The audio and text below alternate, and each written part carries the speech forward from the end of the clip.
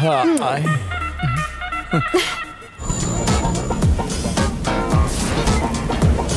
Hai sahabat pencinta film India, semoga sahabat semua menjadi orang yang sukses dan dimudahkan segala urusannya. Di video kali ini saya akan menceritakan alur cerita film berbahasa Tamil Chomali, film debut sutradara Pradip Rangatan yang dibintangi Jayam Raffi, Kajal Agarwal, Samyukta Hegde, dan Yogi Babu juga yang lainnya. Film yang rilis tahun 2019 bergenre drama komedi.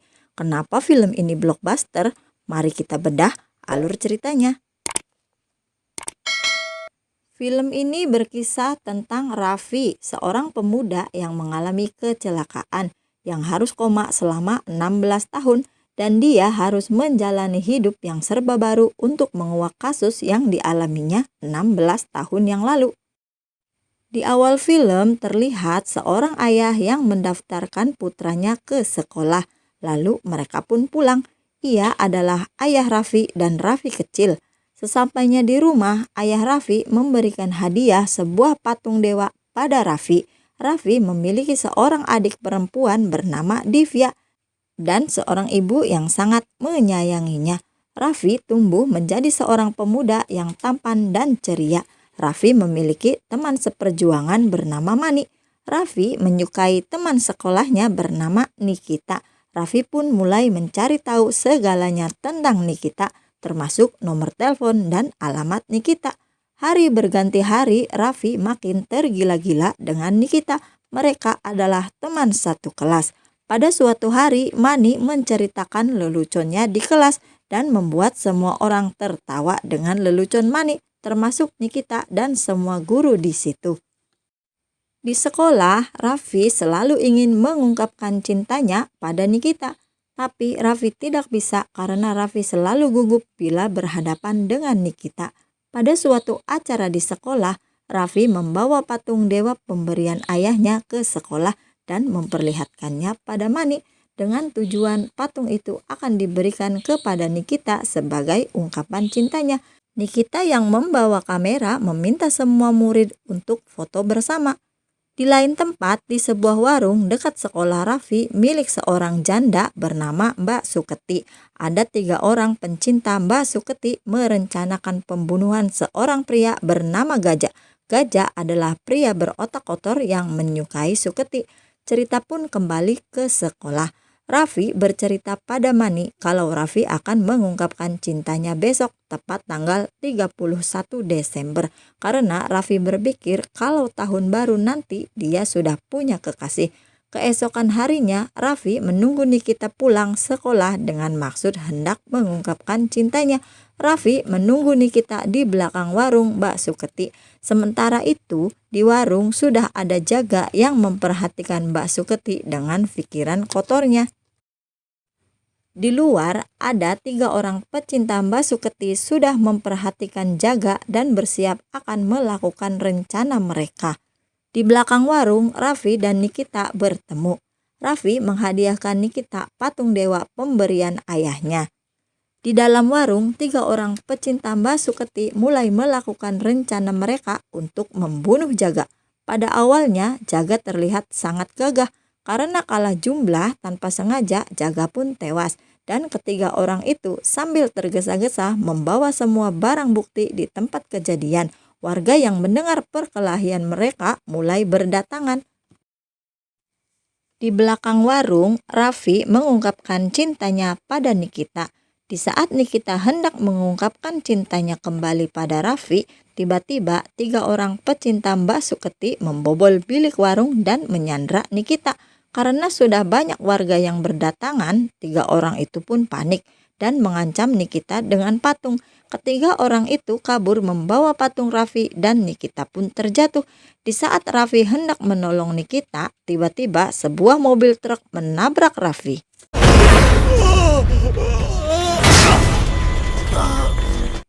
Dan Raffi pun dilarikan ke rumah sakit. Sejak saat itu, Raffi mengalami koma. Singkat cerita, Raffi terbangun setelah 16 tahun koma. Raffi berada di rumah Mani.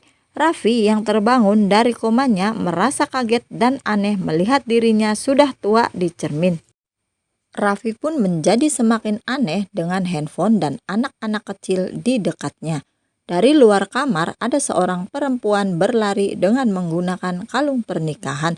Perempuan itu terlihat bersedih dan terharu menghampiri Raffi. Dia adalah Divya, adik Raffi. Raffi menjadi semakin merasa aneh. Lalu Mani pun menceritakan semuanya pada Raffi. 16 tahun yang lalu, pada saat Raffi bertemu Nikita, Raffi ditabrak oleh sebuah truk dan mobil sehingga membuat pendarahan hebat di otak Raffi, dan Raffi pun harus mengalami koma selama 16 tahun. Selama Raffi koma, Manilah yang merawat Raffi. Karena Mani sering merawat Raffi, Divya dan Mani saling jatuh cinta dan menikah. Pernikahan Divya dan Mani sudah dikaruniai 2 orang anak laki-laki. Raffi menjadi semakin bingung dan makin tidak percaya dengan semua yang terjadi. Mani memberitahu Raffi kalau ayahnya sudah tiada 8 tahun yang lalu, tapi ibu Raffi masih sehat dan ada. Lalu Raffi pun bertemu dengan ibunya. Ravi अरे रवि ठीक हो गया Di hari pertama kesembuhan Raffi, Raffi merasa bingung dengan semua yang ada di sekitarnya. Tempat tinggalnya, handphone, anak-anak. Lalu Mani menyuruh Raffi untuk membersihkan diri dan bercukur. Karena koma, Raffi merasa dirinya masih anak 17 tahun. Mani mengajak Raffi untuk bertemu dokter yang menangani Raffi pada saat Raffi koma. Dokter merasa tidak percaya kalau Raffi bisa sembuh. Raffi pun melakukan check up. Setelah selesai, Raffi menunggu di luar. Dokter menjelaskan pada Mani kalau Raffi akan merasa bahwa dirinya masih berumur 17 tahun yang emosinya tidak stabil. Sesampainya di rumah, Raffi meminta Mani untuk mencari Nikita. Mani pun mencari tahu tentang Nikita di internet. Raffi dan Mani menemukan Nikita dan mengikuti Nikita hingga ke rumahnya. Sesampainya di rumah Nikita, Raffi dan Mani pun bertamu. Ketika pintu dibuka, dokterlah yang keluar dari rumah Nikita. Mani dan Raffi menjelaskan pada dokter kalau mereka mencari Nikita. Raffi mengatakan pada dokter kalau Nikita adalah kekasihnya. Dokter pun terkejut karena Nikita sekarang adalah istri dokter. Tiba-tiba dari dalam rumah Nikita memanggil. Ravi गलतफहमी हुई है। Lalu Mani, Raffi, dokter, dan Nikita pun duduk dan berbincang. Mereka menjelaskan permasalahan cinta Raffi dan Nikita. Raffi masih mengharapkan Nikita adalah kekasihnya, tapi Nikita mengusir Raffi dan Mani karena Nikita sekarang sudah bersuami dan sudah mempunyai seorang anak. Raffi yang kecewa mencoba menebarkan pesonanya pada semua gadis, tapi karena Raffi merasa kalau dirinya masih 17 tahun, Raffi pun menyukai gadis yang masih sekolah. Dan semua itu membuat Mani marah. Lalu mereka pun pulang. Mani mencarikan gadis untuk Raffi di internet. Ada satu gadis cantik, teman adik Raffi, yaitu Retika. Raffi pun langsung menyukai Retika. Raffi dan Retika pun mulai berkenalan lewat handphone. Tibalah suatu hari Raffi meminta bertemu dengan Retika di suatu tempat. Retika pun datang dengan pakaian trendy zaman now. Raffi merasa aneh dengan celana Retika yang robek. Tapi Retika meyakinkan Raffi kalau celananya hanyalah tren dan baik-baik saja. Raffi meminta berselfie dengan Retika. Retika pun setuju dan mulai bergaya untuk selfie. Di seberang jalan ada sekelompok wanita berdemo anti pelecehan. Karena demo itu bising, Raffi dengan sengaja mencium bibir Retika. Lalu Retika pun marah dan menampar Raffi. Sekelompok wanita yang berdemo itu mengetahui kelakuan Raffi dan mengeroyok Raffi. Lalu Raffi pun dibawa ke kantor polisi atas tuduhan pelecehan. Berita Raffi sudah tersiar di televisi. Divya dan Mani yang mengetahui berita Raffi menyusul Raffi ke kantor polisi dan menebus Raffi dengan jaminan.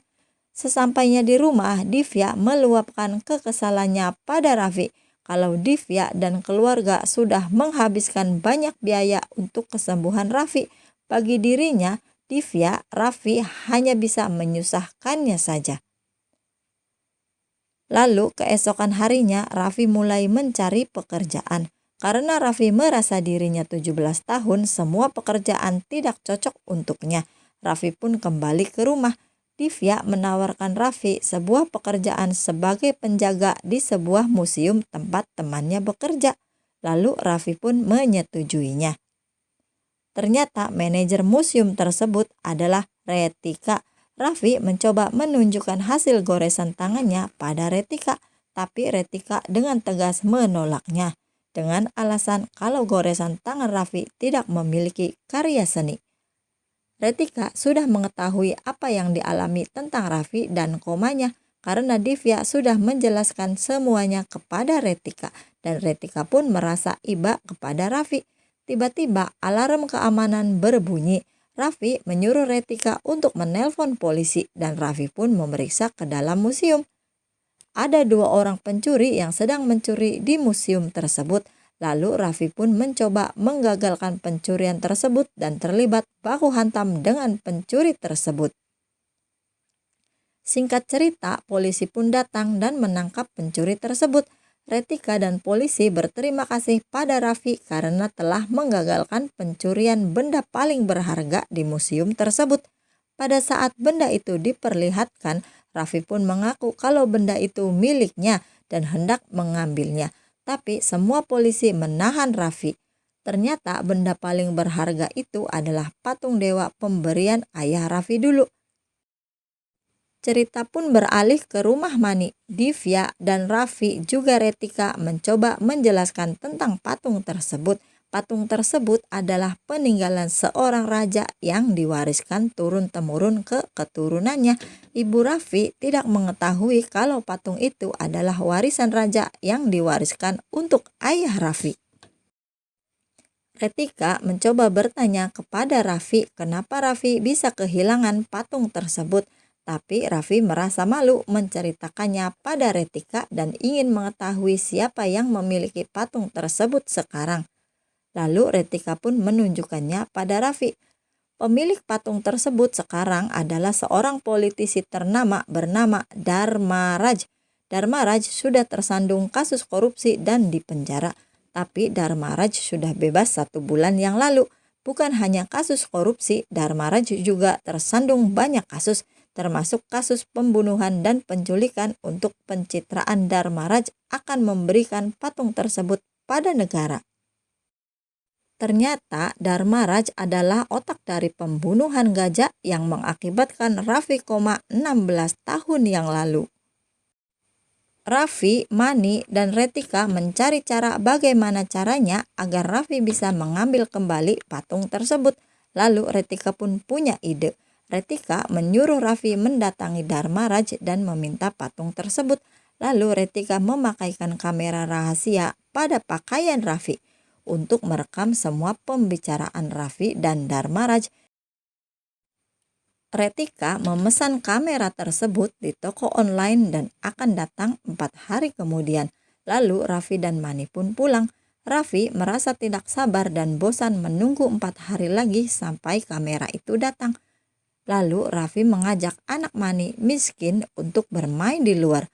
Raffi mengajarkan banyak permainan tradisional tempo dulu pada miskin dan kawan-kawan yang membuat semua anak di sekitar rumah tempat tinggal Mani dan Raffi tertarik dan ikut bermain bersama Raffi dan miskin. Dengan permainan tempo dulu, Raffi mempunyai banyak teman. Teman-teman Raffi mengunggah kegiatan bermain mereka ke internet.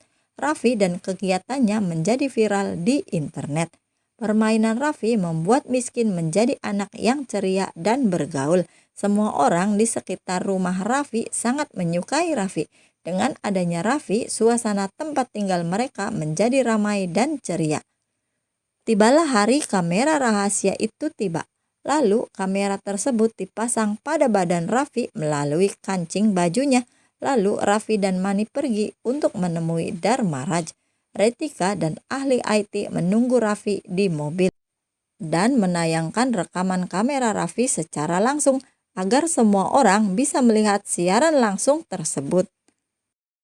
Singkat cerita, Raffi pun berhasil masuk dan bertemu dengan Dharmaraj. Pada saat Raffi menanyakan tentang patung tersebut, Raffi tidak bisa menyembunyikan kegugupannya dan Raffi pun berkeringat. Dharmaraj mengakui pada Raffi kalau ia bukan pemilik patung tersebut dan hanya Raffi yang mengetahuinya. Lalu Raffi dan Mani pun pulang. Anak buah Dharmaraj merasa curiga pada Raffi dan Mani. Raffi yang berkeringat membuat kamera pada tubuhnya koslet dan membuat tubuhnya bisa dialiri aliran listrik. Karena itu, anak buah Dharmaraj tidak bisa menangkap Raffi. Retika dan ahli IT tidak bisa pergi karena kunci mobilnya terbawa oleh Mani. Anak buah Dharmaraj memberitahu Dharmaraj kalau pertemuannya dengan Raffi sudah diunggah ke internet secara langsung. Lalu Dharmaraj pun ikut menangkap Raffi dan Mani. Pada saat Dharmaraj hendak merusak kamera Raffi, tiba-tiba wartawan datang dan menanyakan tentang siaran langsung tersebut. Ternyata siaran langsung tersebut menjadi terpotong-potong dan tidak bisa membuktikan kepemilikan patung karena Raffi berkeringat dan membuat kamera menjadi koslet. Akhirnya Raffi, Mani, dan Retika pun pulang. Raffi teringat kalau dulu mereka pernah memiliki foto dengan patung tersebut. Lalu Mani dan Raffi memulai mencari pada semua teman-teman Raffi yang mungkin masih menyimpan foto tersebut. Tibalah mereka di rumah Nikita. Raffi, Mani, Retika, dan ahli IT menjelaskan tujuan mereka dan meminta tolong pada Nikita dan dokter untuk menemukan foto tersebut. Lalu mereka pun mulai mencari, dan terus mencari. Seisi rumah dokter menjadi berantakan. Singkat cerita, dokter pun menemukan negatif dari foto tersebut. Karena dokter terlanjur bahagia, tanpa sengaja dokter menarik semua dari negatif tersebut dan membuat negatif dari foto tersebut menjadi rusak. Semua orang pun kecewa, terutama Raffi yang merasa sangat kecewa dan hampir putus harapan. Lalu Raffi pun punya ide untuk mencuri patung tersebut dan menukarnya. Rencana Raffi memerlukan banyak orang, karena itu semua orang yang ada di situ harus ikut terlibat termasuk Nikita dan Pak Dokter. Lalu Raffi pun punya ide untuk mencuri patung tersebut dan menukarnya. Rencana Raffi memerlukan banyak orang, karena itu semua orang yang ada di situ harus ikut terlibat termasuk Nikita dan Pak Dokter. Lalu Raffi pun menjelaskan rencana itu dengan caranya. Raffi membagi tugas untuk semua orang yang terlibat. Karena dokter adalah orang yang belum dikenal Dharmaraj, maka dokterlah yang menjadi umpan untuk menggali informasi tentang Dharmaraj. Keesokan harinya, dokter mulai menggali informasi tentang Dharmaraj pada penjaganya. Di lain tempat, Dharmaraj meresmikan patungnya dengan pesta yang sangat meriah dan Raffi menyelinap masuk dalam pesta tersebut. Raffi dengan sengaja menggores bahu Dharmaraj dengan silet lalu pergi tanpa disadari oleh Dharmaraj atau anak buahnya. Dharmaraj dan dua anak buahnya hendak bergegas pergi. Salah satu anak buah Dharmaraj menyadari kalau bahu Dharmaraj terluka. Tiba-tiba ada seorang petapa menghampiri Dharmaraj. Petapa itu mengatakan kalau ada orang dekat Dharmaraj akan menghabisi Dharmaraj dalam waktu dekat. Lalu Dharmaraj dan anak buahnya pun bergegas pergi. Ternyata petapa itu adalah orang bayaran Raffi. Di perjalanan Dharmaraj mengalami kejadian-kejadian ganjil yang hampir menghabisi nyawanya dan membuat kondisi Dharmaraj menjadi syok. Sehingga Dharmaraj harus beristirahat di rumah sakit. Dharmaraj masih teringat perkataan petapa dan menjadi curiga dengan orang-orang di dekatnya. Lalu Dharmaraj pun pulang ke rumah. Sesampainya di rumah, Dharmaraj juga mengalami kejadian-kejadian aneh yang membuat seakan-akan perkataan petapa itu benar. Dharmaraj tidak mempercayai semua anak buahnya dan meliburkan semua anak buahnya dan memilih untuk sendiri. Di lain tempat, Raffi and the Gang menyusun rencana selanjutnya untuk mengambil patung dewa yang ada pada Dharmaraj.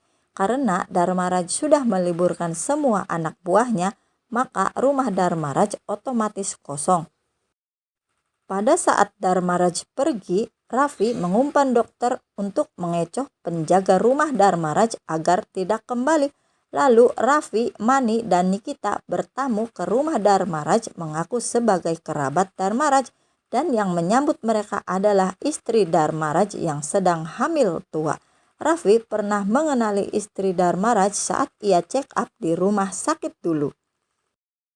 Lalu istri Dharmaraj pun mengizinkan mereka untuk masuk. Pada saat itu hujan sedang deras. Pada saat mereka ngobrol, tiba-tiba seorang polisi datang mengetuk pintu rumah Dharmaraj dan memberitahu istri Dharmaraj kalau hujan di luar kemungkinan bisa mengakibatkan banjir. Polisi tersebut meminta istri Dharmaraj untuk bersiap jika hal yang buruk mungkin terjadi. Lalu istri Dharmaraj mengemasi barang-barang berharganya jika mungkin akan mengungsi. Raffi mengikuti dan memperhatikan istri Dharmaraj mengemasi barang-barang berharganya, termasuk patung dewa yang dimaksud Raffi. Pada saat istri Dharmaraj membuatkan minuman untuk Raffi, Raffi menyelinap masuk ke kamar Dharmaraj dan menukar patung dewa tersebut. Pada saat Raffi keluar dari kamar Dharmaraj, istri Dharmaraj mengetahui kalau Raffi mengambil patung tersebut. Lalu istri Dharmaraj mencoba menelpon suaminya. Karena pada saat itu terjadi hujan besar, Dharmaraj sedang mengurus anak buahnya dan tidak sempat mengangkat telepon dari istrinya. Di rumah, istri Dharmaraj sudah merebut patung tersebut dari Raffi. Raffi memohon pada istri Dharmaraj untuk memberikan patung tersebut karena patung tersebut adalah miliknya dan menjelaskan semuanya pada istri Dharmaraj. Tapi istri Dharmaraj tidak mempercayai Raffi dan bersikeras bahwa patung tersebut adalah milik suaminya. Tiba-tiba Dharmaraj menelpon kembali istrinya. Karena gugup dan takut, istri Dharmaraj pun terjatuh dengan handphone yang masih ada di tangannya. Madam Shanti madam madam Shanti Shanti Dan Dharmaraj pun menjadi cemas karena istri Dharmaraj sedang mengandung anak pertama mereka. Pernikahan Dharmaraj belum dikaruniai seorang anak setelah 20 tahun lebih berumah tangga. Pada saat istri Dharmaraj terjatuh, ia mengalami kontraksi. Mani mengambil patung tersebut lalu pergi bersama Raffi. Raffi yang merasa iba mengurungkan kepergiannya dan menolong istri Dharmaraj. Di lain tempat, Dharmaraj tidak bisa pulang karena hujan dan jalanan menjadi banjir. Lalu Raffi membawa istri Dharmaraj ke klinik bersalin terdekat dengan Bajai. Karena jalanan banjir, Bajai tidak bisa melewatinya. Kontraksi istri Dharmaraj semakin hebat, Raffi pun semakin cemas. Lalu Raffi pun terpaksa menerobos keluar banjir dengan menggendong istri Dharmaraj. Raffi dibantu warga menghantarkan istri Dharmaraj ke klinik terdekat. Seluruh warga berbeda kasta, agama saling membantu dalam banjir tersebut. Tibalah Raffi di klinik terdekat. Lalu istri Dharmaraj langsung ditangani klinik tersebut. Raffi merasa terharu dan bahagia karena banyak orang yang membantunya. Di perjalanan pulang, Dharmaraj diberitahu seseorang kalau istrinya sedang bersalin di klinik tersebut. Lalu Dharmaraj pun bergegas menuju klinik tersebut dan mengunjungi istrinya. Sesampainya di kamar istrinya, Dharmaraj menangis bahagia penuh rasa syukur karena istrinya bersalin dengan selamat dan dikaruniai seorang bayi laki-laki.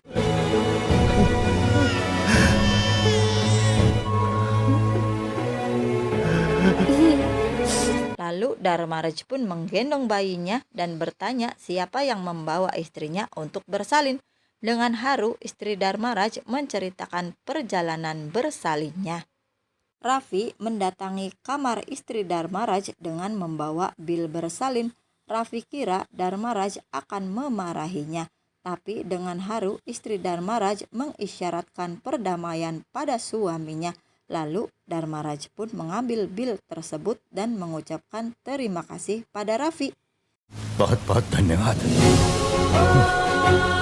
Hindu, मुस्लिम, सिख, ईसाई मुसीबत में हम एक दूसरे का हाथ थाम ही लेते हैं। भले ही हमारे बीच गलत फहमियों की वजह से कितनी भी दूरियां क्यों ना हो। गीता, कुरान, गुरु ग्रंथ, बाइबल हमें एक ही चीज सिखाते हैं, इंसानियत।